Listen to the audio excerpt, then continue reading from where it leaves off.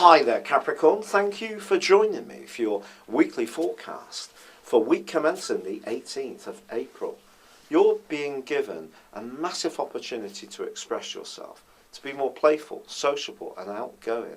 And it's all going to start in a big way right from the start of this week, when Mercury is forging a fabulous angle to Pluto in your sign. Now, Mercury in your fifth solar house can give you the opportunity to demonstrate your sense of humour, one of your greatest strengths. But the arrival of the sun on Tuesday is going to strengthen your physical being. You're going to feel much more revitalised. And its shift from the fourth solar house just gives you a little bit more get up and go. And if you've got talents that you want to share with people, the following month is going to be a critical time for you.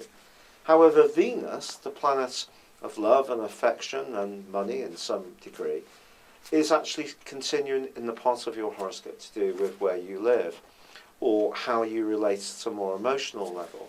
So even if there is a more playful strand, I still think trust and sincerity and feeling that you can really be yourself and relax around people is going to be just as important as being dazzled by someone who seems to have a sparkling personality, but perhaps it's not someone that you can relate to in a deeper way.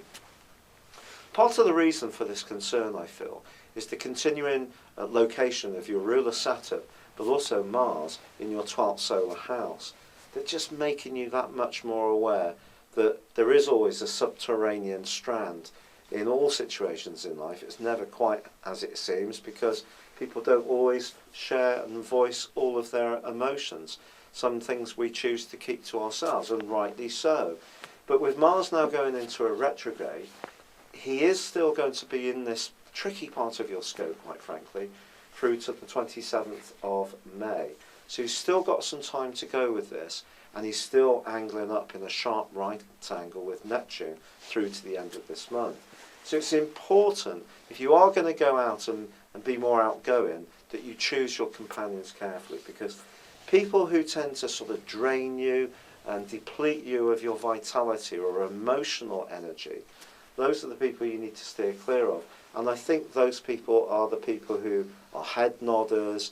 You seem to be okay on the surface, but you never really know what their motivation is.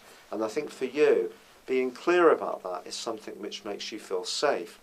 And this combination between Mercury and Pluto in the first half of this week can certainly help you to think very carefully, to make the connections about who can be valuable to you. But I think something could change in your home life this week. It could be just a purely decorative thing.